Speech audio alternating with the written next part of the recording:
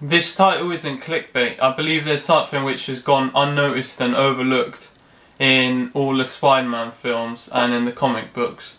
The other day I was watching Spider-Man 3, the ones with Tobey Maguire in it, and I noticed something a bit out of line. Obviously everyone knows that Mary Jane is a slang term for weed, and it started to get me thinking. Now, I'm not advocating, I'm not promoting, I've never taken drugs or anything, I'm not promoting it, that's not what I'm doing on this video. But I believe there's been something which is being seriously overlooked.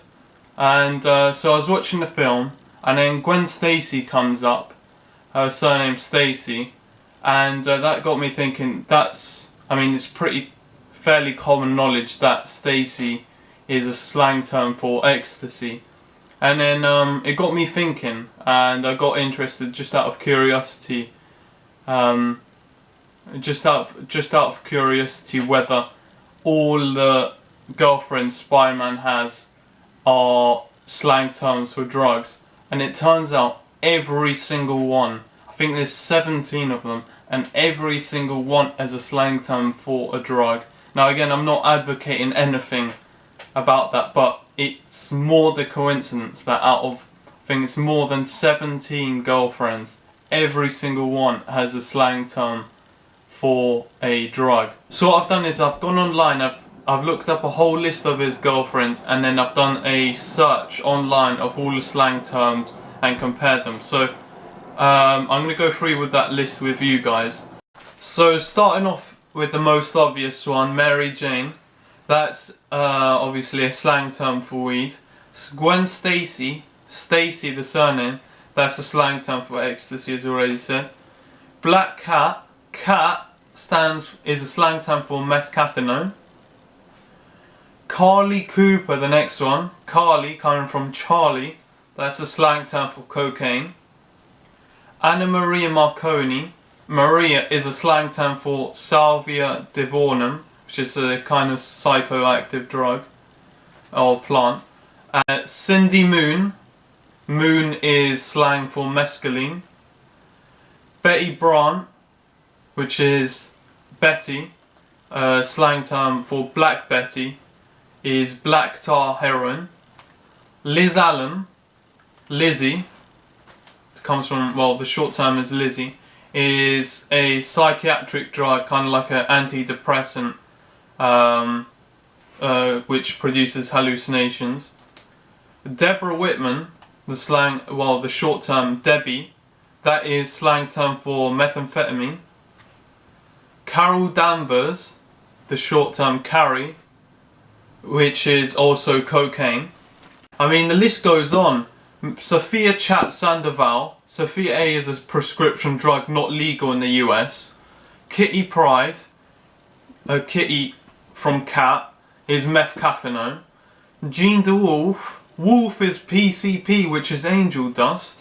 I mean, there's another one called Julia Carpenter.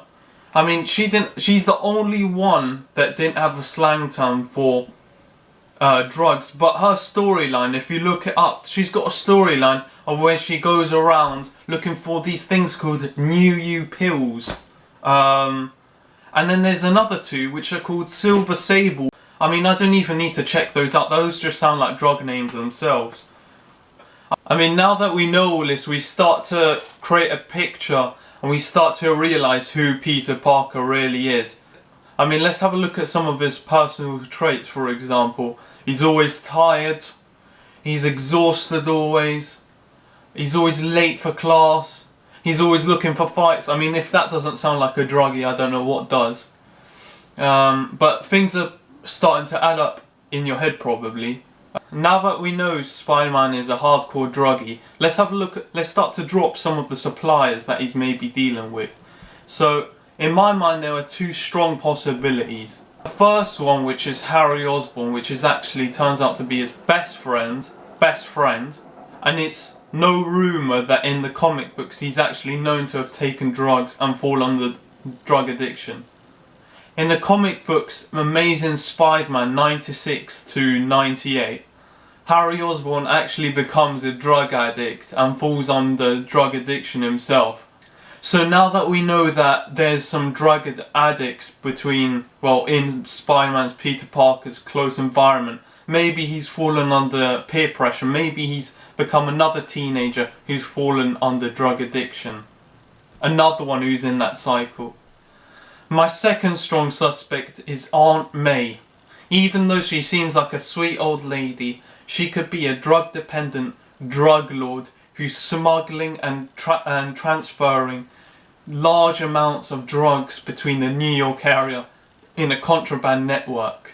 Now that we know all this previous information, let me just show you a few clips so that you know and you start to suspect Aunt May as I did. Where were you? I was out. Did you get the eggs? Nope, forgot the eggs.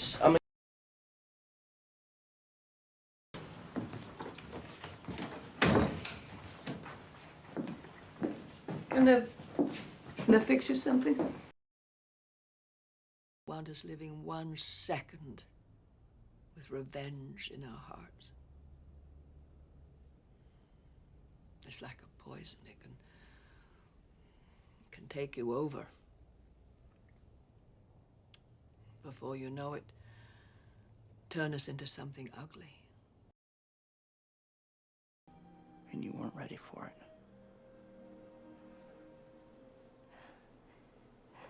You said that. Oh, something like that.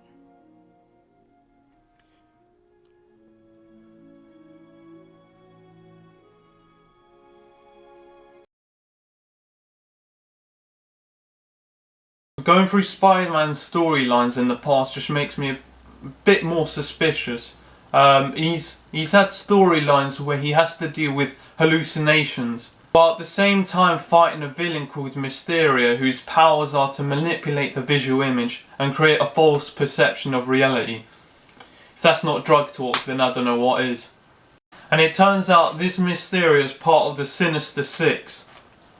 I mean, let me go through the Sinister Six with you. If you're not convinced that Spider-Man's a drug addict now, this will convince you.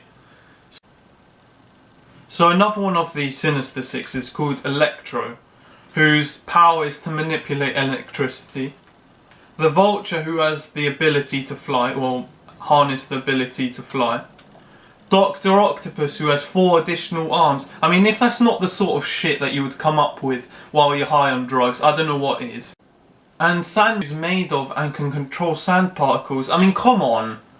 But these dark characters and superheroes are everywhere in the Marvel Universe. For example, Hulk, who has severe bipolar disorder, and the Human Torch, which is a psychotic pyromaniac. But it's not just superheroes. For example, Squidward, who has severe depression, and Ben 10, who has multiple personality disorder with his 10 different personalities.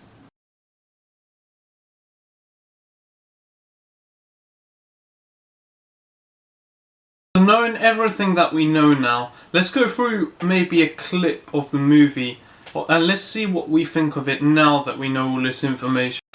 Oh, hi, sweetie. You're just in time for dinner. Hey, how you doing? Here he comes, completely smashed. How was the field trip? I don't feel well. I'm gonna go to sleep. Of course he doesn't feel well. He's been taking drugs. You won't have a bite? No thanks. Had a bite. Well, Already had a bite. Yeah, we know what you're eating right now, Peter. did you get some pictures, Peter? I got a crash. Everything's fine. What's that all about? I'll tell you what it's about, Ben. He's having a bad trip, that's why he's got a crash.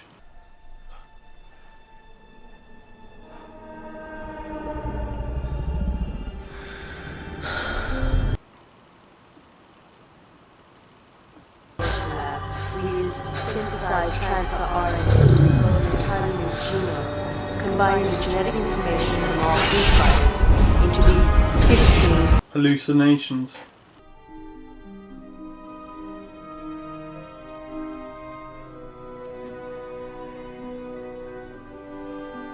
Oh look, he's had rapid muscle growth. What sort of drugs do that?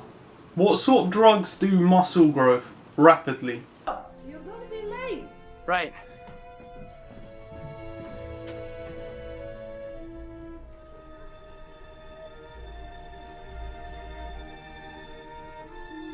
looks at MJ, suggestive. Is he taking a hit of MJ? I think so. Let's look at the next clip.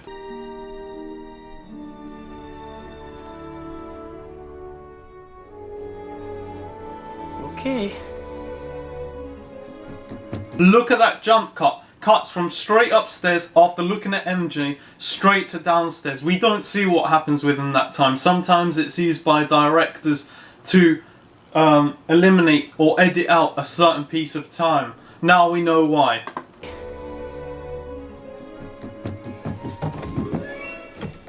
I mean he's literally jumping off the walls now. I mean, after that edit out, after looking at MJ, he's more hyperactive than ever. Literally jumping off the walls. He's probably taken a sort of weed, maybe like an indica, which tends to make you more hyperactive. I got better. You see? Bye, guys. You haven't eaten anything. Have you got your lunch money? Yeah, I got it. Hey, Michelangelo, don't forget we're painting the kitchen right after school. Got it? Sure thing, Uncle Ben. Don't start without me. And don't start up with me.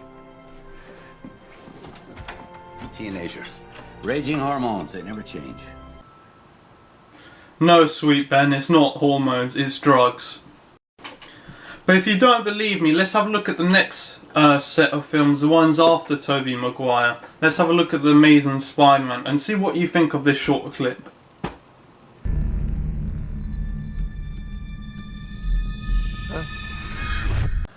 So, my final word is just remember that when you go and see a Spider-Man movie or you read a Spider-Man comic, for example the new Spider-Man which is coming out next month, Spider-Man Homecoming, you're not going to go and see a family-friendly, action-packed superhero movie. You're actually watching a drama of a real teenager who succumbed under severe drug addiction, another teenager, another young person who's fallen under that vicious circle and who's suffering from the crippling and severe effects of drug addiction.